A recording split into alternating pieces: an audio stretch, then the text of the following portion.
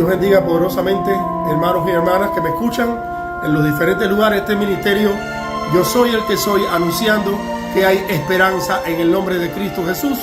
Y en esta mañana vamos a traer una palabra de fortaleza, de esperanza, de ánimo y de exhortación para el pueblo de Dios, que se encuentra en el libro de Ezequiel, capítulo 2 y 3. Pero primeramente vamos a orar. Padre que estás en los cielos, en el nombre poderoso de Cristo Jesús, te suplicamos, Dios mío, que tú mires a aquellos que están en cualquier lugar del mundo escuchando esta palabra, que tú seas de fortaleza, de ánimo, de esperanza para todos estos corazones afligidos que están buscando respuesta en medio de esta oscuridad permanente de las tinieblas.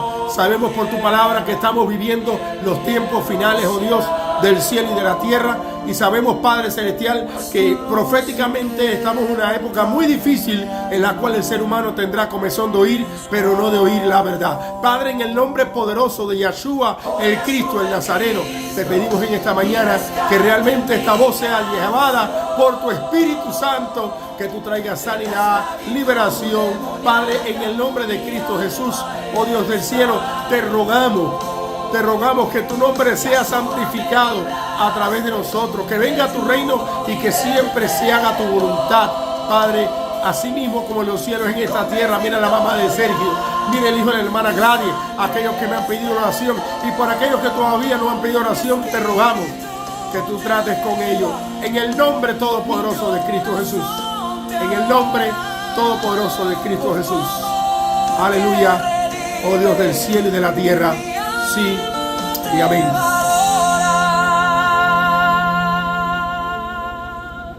Antes de leer la palabra de Dios, hermanos y hermanas, queremos recordarle que acabamos de lanzar un libro por Amazon, formato electrónico, pero también formato en papel, el cual se llama El Génesis secuestrado. Nos engañaron desde el principio. Y este libro no es un libro de enseñanza, es un libro escrito a forma de novela, lo que puede ocurrir en el futuro y las estrategias que el enemigo puede utilizar en los tiempos finales, antes que empiece la semana 70 y aún dentro de la semana 70. Y es muy importante, si usted está interesado en leer este libro, repito, no es un estudio, es un libro profético al estilo de novela, considerado un thriller de acción y apocalíptico. Le invitamos a que usted lo compre, ya sea vía electrónica para que lo lea en su tablet, o lo compre vía papel. Bendito sea el nombre del Señor. Para algunas personas que ya me han preguntado, entonces, pastor, ese libro quiere decir, o el título de ese libro quiere decir que la Biblia es mentira. No, la Biblia es la palabra infalible del Señor. La Biblia no es mentira, la Biblia es toda verdad, porque en Dios no hay errores ni mentiras.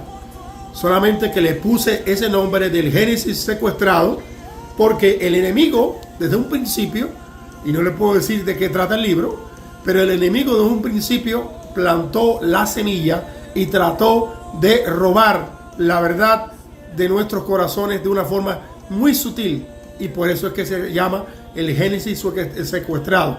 ¿Qué significa la palabra Génesis? Principio. El principio secuestrado es lo que significa, y desde el principio nos engañaron. Pero en ningún momento ese libro contradice la palabra de Dios, más bien da un vislumbre en lo que en mi corazón entró y lo que se inspiró mi corazón, un vislumbre de lo que puede ocurrir en los tiempos finales, una forma en la cual el enemigo quizás pueda actuar para engañar a la humanidad. Y bueno, esto está muy interesante, está muy intenso de drama, muy intenso de acción, muy intenso de misterio, de sorpresa. Y bueno, les animo en el nombre de Jesucristo a que consideren leerlo electrónicamente o compren el libro como tal en formato de papel. Génesis secuestrado, nos engañaron desde el principio. Usted podría encontrar muchas respuestas a lo que usted ha estado preguntándose por mucho tiempo. Así que le invito a que vaya a la página de Amazon y lo busque próximamente. Lo voy a traducir al inglés, como hice con mi primera novela SOS Valderín, y lo voy a traducir al portugués, pero por ahora está en español porque recientemente ayer fue que lo subimos ya a nuestra plataforma de Amazon.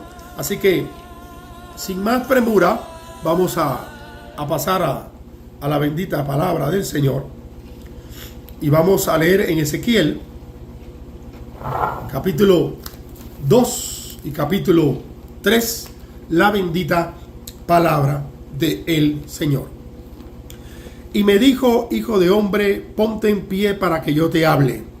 Y el Espíritu entró en mí mientras me hablaba, y me puse en pie y oí lo que me hablaba. Entonces me dijo: hijo de hombre, yo te envío a los hijos de Israel, a una nación de rebeldes que se ha rebelado contra mí.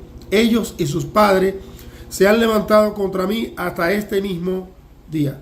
A los hijos de duro semblante, corazón empedernido, o sea, endurecido, a quienes te envío le dirás: así dice Yahweh, Dios. Y ellos escuchen o dejen de escuchar, porque yo sé muy bien que son casa rebelde, y sabrán que hubo un profeta en medio de ellos de todas maneras. Y tú, hijo de hombre, no temas, ni de ellos ni de sus palabras, aunque hayan contigo cardos y espinas, y te sientas en medio de los escorpiones, no tengas miedo de sus palabras, ni te atemorices ante ellos, porque son una casa rebelde. Les hablarás mis palabras, escuchen o dejen de escuchar, porque yo sé muy bien que son rebeldes. Y tú, hijo de hombre, escucha lo que te hablo, no seas rebelde como esa casa rebelde. Abre tu boca y come lo que te doy hoy. Entonces miré, y aquí una mano estaba extendida hacia mí, y en ella había un libro, un rollo, y lo desató delante de mí, y estaba escrito por delante y por detrás: lamentaciones, gemidos y ayes. Amén. Hasta aquí. Después continuamos con el capítulo número 3. El título de esta exhortación es: el eco de Dios en la casa de los sordos. El eco de Dios en la casa de los sordos. ¿Oirás la palabra que te incomoda o la sentencia que te destruirá? Muchas veces nosotros como creyentes leemos las escrituras y decimos: ¿cómo es que Israel pudo ser tan rebelde viendo tantos milagros en Egipto? Que si el mar rojo, que si, aleluya, tantas maravillas que hubo los muros de Jericó. ¿Y para qué contar tantas cosas maravillosas? Y vemos que siempre el pueblo de Israel caía una y otra vez en idolatría, en desobediencia. Y uno se pregunta: bueno, pero estas personas no eran sensatos, no tenían entendimiento, o ¿qué pasaba? Porque si Dios en estos tiempos hiciera milagros y maravillas, yo sería un corderito detrás de él. Así hablan muchos hermanos y hermanas. Sin embargo, quiero decirle que la iglesia es un reflejo de lo que fue Israel ayer. La iglesia ha tenido el milagro más grande de los milagros, por el cual todos los profetas y todos los hombres de Dios quisieron escudriñar, inclusive los ángeles, según testifica el libro de Hebreos. La muerte y resurrección del Dios hecho hombre, Yahshua HaMashiach, o Jesucristo, como se conoce más común. Y sin embargo, los dones del Espíritu Santo, y sin embargo, la permanencia de su poder, y sin embargo, tantos avivamientos que han habido a través de la historia, y sin embargo, vemos a un pueblo, a una iglesia que, lejos de acercarse a Dios, cada día se acerca más al mundo y se parece más a las 5 vírgenes que se les está apagando el aceite del Espíritu Santo de Dios, y no se están dando cuenta, o se están dando cuenta, pero no les importa mucho. Hermanos y hermanas, amigos que me escuchan, hemos convertido la casa de Dios en una sala de confort, un hospital donde administramos anestesia espiritual para no sentir el bisturí del cirujano divino. Cantamos sobre el león de Judá, pero exigimos que ruja como un gatito domesticado. Abrimos la Biblia, buscamos promesas que nos sirvan, las que nos sirvan. O sea, sacamos entre las promesas las partes que nos interesan y las cerramos de golpe ante las demandas de la palabra de Dios que nos desafían a cambiar. Esta noche el Espíritu de Dios nos ha venido a consolar en nuestra desobediencia, sino ha venido a electrocutar nuestra comodidad. Ezequiel fue arrastrado al valle de la verdad y esta noche Él nos arrastra con Él. La pregunta no es si Dios hablará, sino si quedarás en pie después de haberlo escuchado. Vemos entonces en Ezequiel capítulo 2, verso del 1 al 2, que Dios no te pide permiso para usarte. Su llamado no es una invitación que puedas declinar, es un decreto que te pone en pie. Ezequiel estaba postrado, abrumado, pero la orden fue clara. Hijo de hombre, ponte sobre tus pies en pie y hablaré contigo. El servicio no nace de tu capacidad, sino de la soberanía de aquel que te llama desde el fuego. Dejemos de presentarle a Dios nuestro currículo de excusas, el no buscar voluntarios calificados. Sella a sus embajadores con una orden ineludible. La palabra nos enseña entonces que a veces Ezequiel fue enviado a una nación como un profeta a la fuerza. Profeta a la fuerza. Porque él, dice la Escritura en el capítulo 3, que fue llevado por el Espíritu de Dios en la indignación de su espíritu. O sea, incómodo, muy incómodo por la situación. Porque ya él sabía de antemano que el pueblo de Dios no iba a escuchar. Y no hay cosa más triste que uno trate de advertirle al pueblo de Dios que el infierno es real, que el cielo es real, que la salvación es gratuita, que la salvación sí se pierde, aunque hay muchos que dicen que no se pierde, sí se pierde. Y que es necesario vivir una vida de acorde a las Sagradas Escrituras para entrar en ese lugar llamado cielo. Y que las personas prefieran en este caso, cualquier otra cosa que escuchar la palabra de Dios. Vemos ese lamento en el mismo Yahshua HaMashiach, el Cristo, cuando acercándose a Jerusalén dijo en un tono triste y de pesadez: Jerusalén, Jerusalén, tú que apedreas a los profetas y a todos aquellos a quienes a ti son enviados. ¿Cuántas veces quise juntarte como la gallina junta sus pollinos, pero no quisiste escuchar? Y este es un lamento triste que se convertirá en un martillo de juicio en aquel día para la iglesia ignorante, y no ignorante porque no estudió, sino ignorante de lo que dicen las Sagradas Escrituras y de las exigencias del Dios del cielo. Embajador en una nación de rostro endurecido. Esa fue la situación del profeta Ezequiel. Y esa es la situación de todos aquellos que hemos sido llamados a decir la verdad y que las personas no quieren escuchar esa verdad. ¿A quién te enviará? No a los que buscan, sino a los que blasfeman, a hijos de duro rostro, de empedernido corazón. Dios mismo diagnostica a su pueblo como una casa rebelde. Y la iglesia de hoy no es diferente. Amados en Cristo, el Señor afirma que la misma condición que tenía la nación de Israel en aquella época, y usted puede verlo en el libro de los Jueces, un día servían a Dios, el otro día no lo servían, un día servían a Dios, y así Dios iba a levantar. Cuando el Señor levantaba un juez, se arreglaban. Cuando el juez moría, volvían a hacer lo que se les pegaba la gana. Y así hoy en día, conforme a lo que la Escritura dice en Primera de Pedro, que en los últimos tiempos los hombres tendrán una característica, y entre ellas es que se amontonarán maestros para oír lo que ellos quieran oír, no oír la verdad de Dios. Aleluya. Esto se está cumpliendo hoy en día ya. En Juan capítulo 15, verso 16, dice la Escritura: no me elegisteis vosotros a mí, sino yo los elegí a vosotros y os he puesto para que vayáis y tenéis mucho fruto.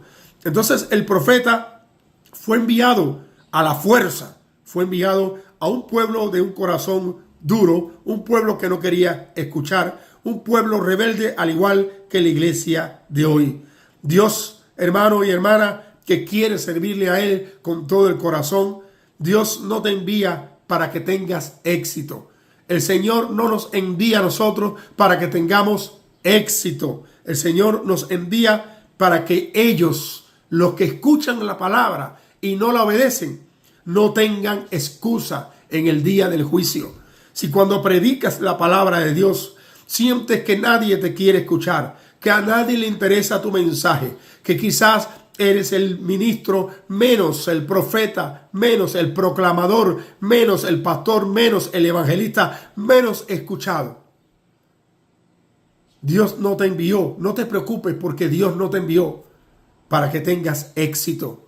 Dios te envió para que aquellos a los cuales Él te envió no tengan excusa en el día del juicio.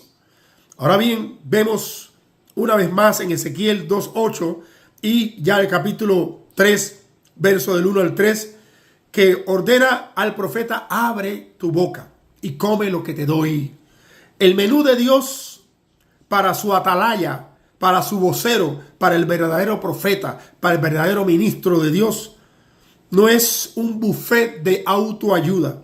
Es un rollo escrito con lamentaciones, gemidos y ayes de juicio. Es la dieta de la verdad sin diluir.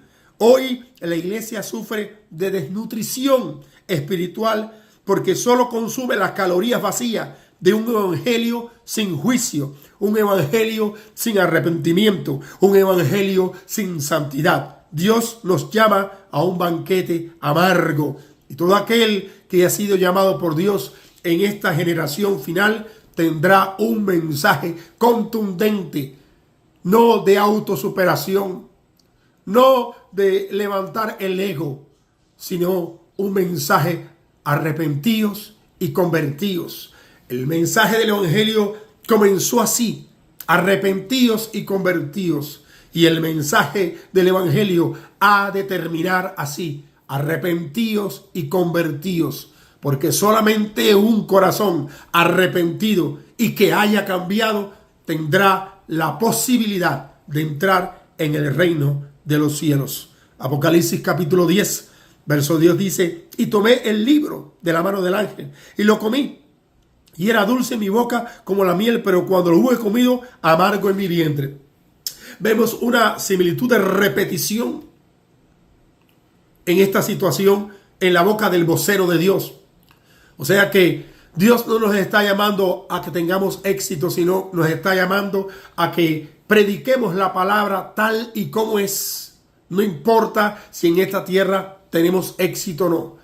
Esa palabra que hoy aparentemente, aleluya, no es exitosa, no es atrayente, no es bien recibida, porque la gente quiere oír lo bueno y no las exigencias. Quieren entrar al paraíso, pero a la manera de ellos. En el día de mañana, esa palabra que hoy es amarga en el corazón de aquellos que predicamos, porque estamos predicando la verdad y vemos que el mundo no quiere escuchar, pero no nos tenemos que preocupar, porque tampoco quisieron escuchar a Jesucristo, y si no quieren escuchar a los enviados, tampoco quieren escuchar a Jesucristo. Esa palabra el día de mañana va a ser de juicio, porque si te niegas a comer la amargura de la reprensión, y por eso vomitarás la hiel de la condenación eterna. Un rostro como diamante en una generación de piedra, Fue lo que quiso decirle el Señor a Ezequiel y se aplica una vez más en este tiempo final.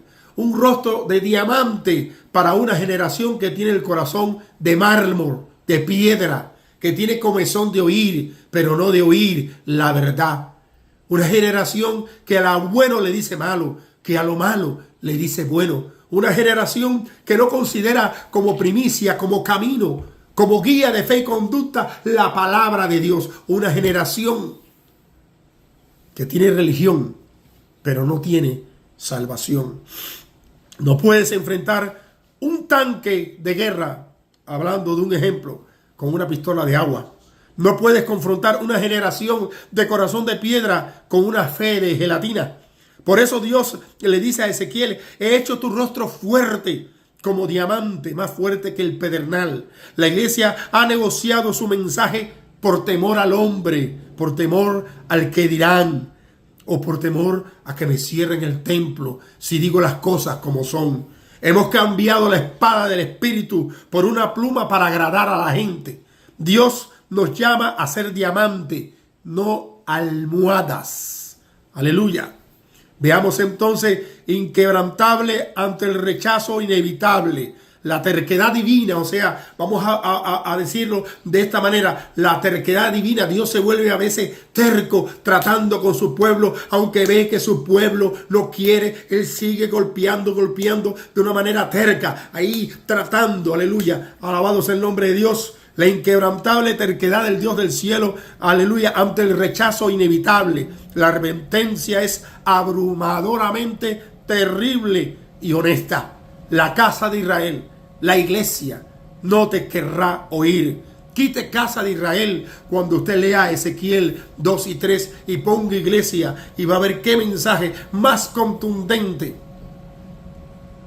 está escrito en los cielos para la generación final. La iglesia de la Odisea, la iglesia que no es ni fría ni caliente, la iglesia que dice que no tiene necesidad de nada, la iglesia a la cual el Señor le llama pobre, desnuda, desgraciada.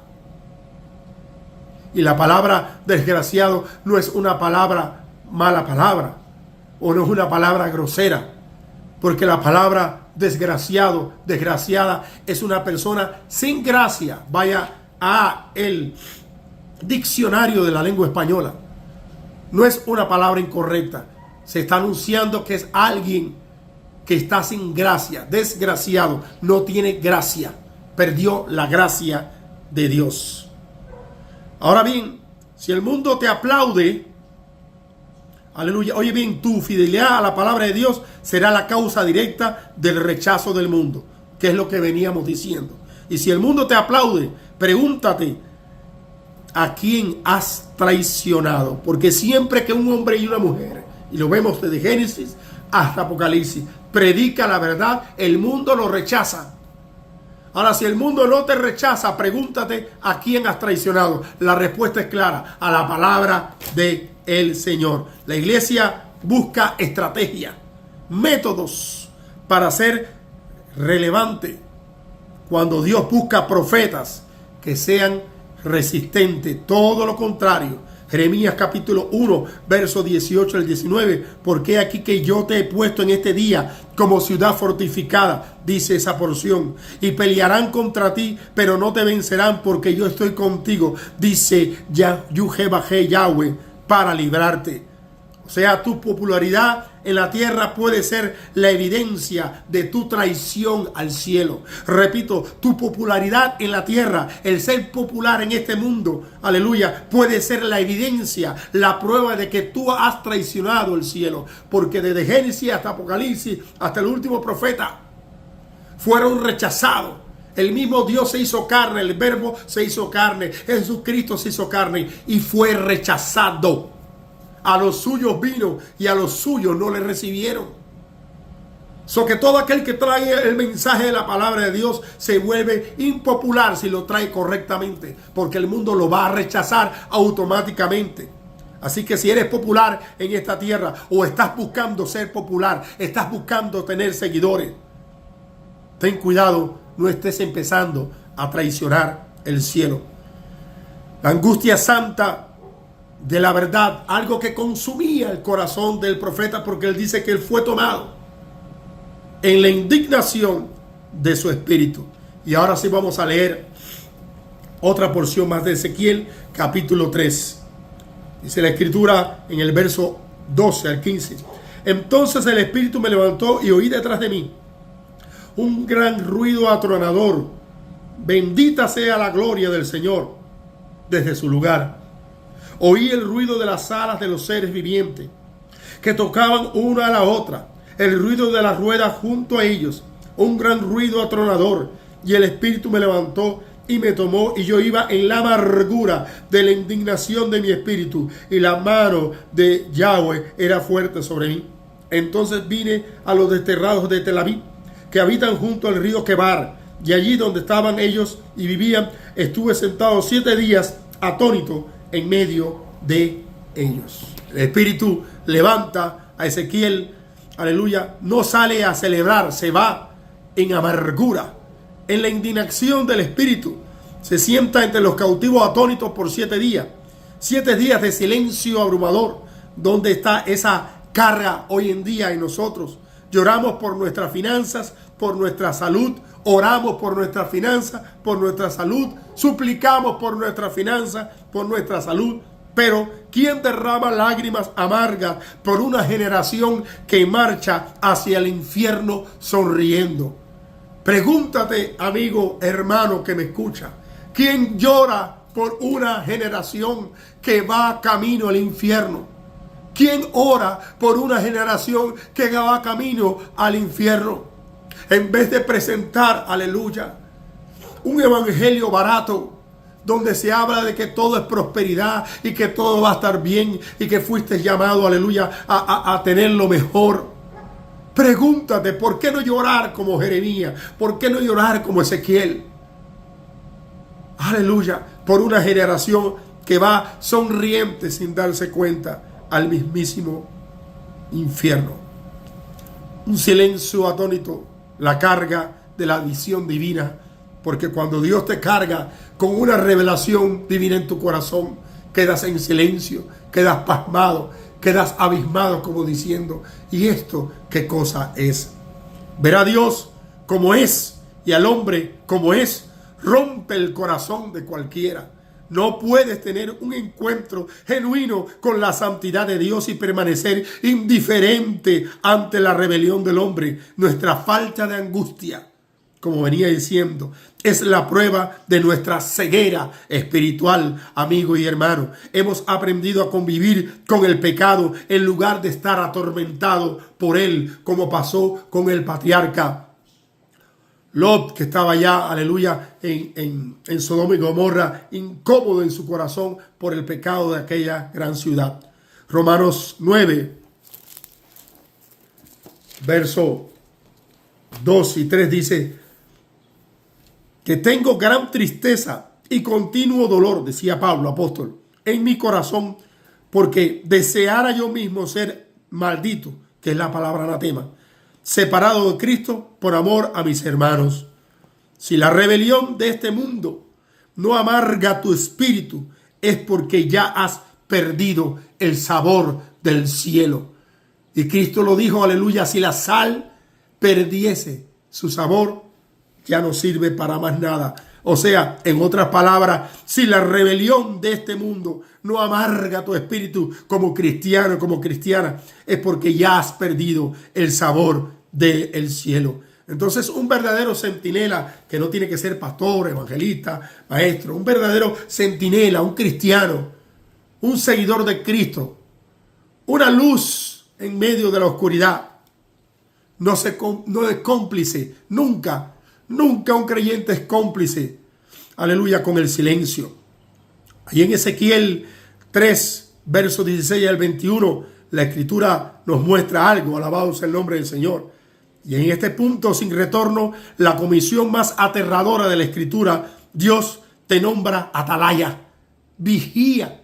Y Dios te está llamando a que seas atalaya, a que seas vigía, a que seas aquel que anuncie el peligro cuando viene y no suavices, que todo está bien, que Dios sabe, que Dios tiene que entender, que Dios conoce que los tiempos han cambiado. Los cielos y la tierra pasarán. Los tiempos pueden cambiar, pero Dios será el mismo ayer, hoy y por todos los siglos. Iglesia de Jesucristo, nosotros hemos cambiado. Dios nunca cambiará. Su palabra jamás cambiará. Y aquel que quiera seguir al Señor va a tener que seguir las pisadas de Dios. Y es difícil. Y es difícil. Porque no es que yo lo haya logrado, pero estoy tratando y se hace difícil seguir las pisadas de Cristo. Es incómodo, hermano. No es fácil. Alabado sea el nombre del Señor. Ahora bien, escuche bien. Tu trabajo como vigía, hermano y hermana, no estoy hablando de ministros solamente, estoy hablando de la iglesia general. Tu trabajo como vigía, como atalaya, no es convencer a las personas, porque no hemos sido llamados a convencer, sino advertir. La trompeta debe sonar.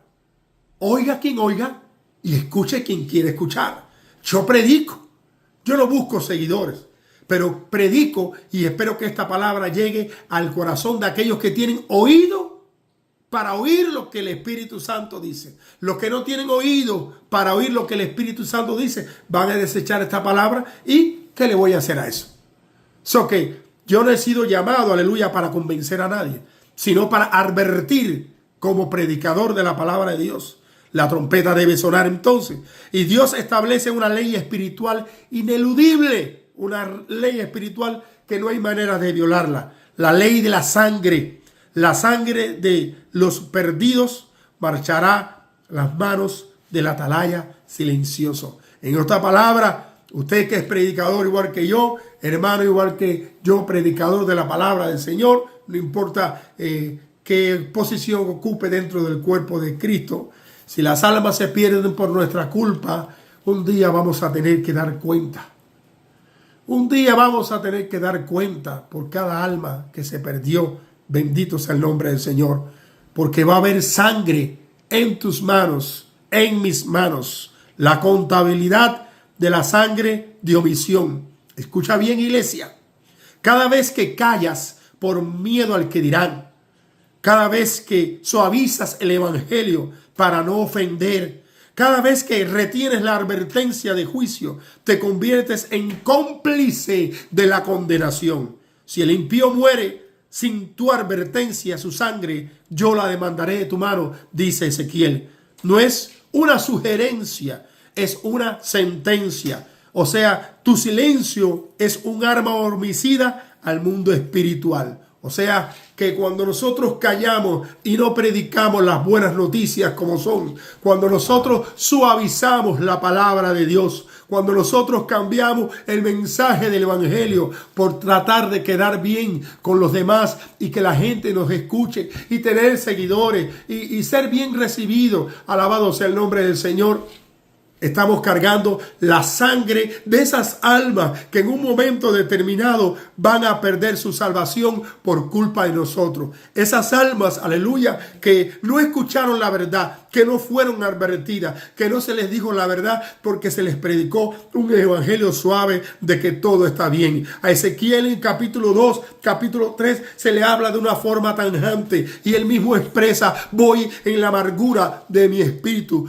Voy en la amargura del espíritu porque yo no quiero, aleluya, predicar este mensaje, pensaba Ezequiel. Es un mensaje muy duro. Además, esta nación no me quiere escuchar. Hoy Dios te está llamando a que prediques esta palabra. Si no te quieren escuchar, si no quieren prestar atención al mensaje, no importa. No has sido llamado a convencer, has sido llamado a advertir lo que viene. Y si cuando venga, aleluya, lo que ha de venir, cuando suceda lo que ha de venir, tú estarás limpio de lo que ha de suceder. Y estarás delante del Padre diciendo: yo prediqué aquella palabra, yo anuncié aquí aquella palabra, pero la gente no me quería escuchar. Decía que yo era muy doctrinal, decía que yo era muy dogmático, decía de que yo era muy estricto, aleluya. Pero el predicador no puede estar casado con el mundo. El predicador tiene que estar casado con el Espíritu Santo. El predicador tiene que estar casado con la palabra de Dios. El compromiso del predicador tiene que ser con Dios y su palabra, no con los hombres. Hemos sido llamados a anunciar a este mundo antes que sea demasiado tarde. Escuchen o dejen de escuchar. Y aunque el Espíritu Santo ya nos está diciendo desde antemano que la iglesia de hoy en día es casa rebelde, nuestra misión es anunciar la palabra de Dios y decir que el juicio viene, que sin sangre no hay perdón, que el evangelio comenzó con arrepentidos y convertidos, y que el evangelio ha de terminar arrepentidos y convertidos, porque el reino de los cielos se ha acercado. Vamos a orar, vamos a pedirle al Dios del cielo que provoque en nosotros un cambio. Vamos a pedirle al Dios del cielo que nos ayude a predicar la palabra tal y cual es. Vamos a predicar como el Señor nos mandó. Vamos a anunciar las buenas noticias. Padre, en el nombre todopoderoso de Cristo Jesús, yo te ruego que tú revientes las cadenas del pecado y la maldad. Yo te pido que tú avives tu obra en medio de estos tiempos, y que en medio de estos tiempos tú te des a conocer.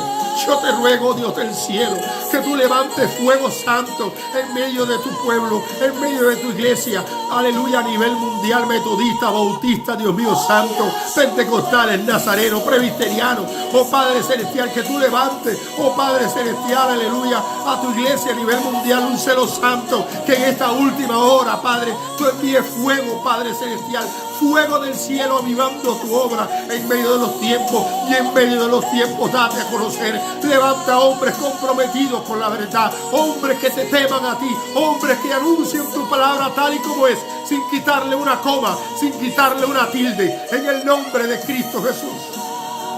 En el nombre de Cristo Jesús. En el nombre de Cristo Jesús, revienta las cadenas.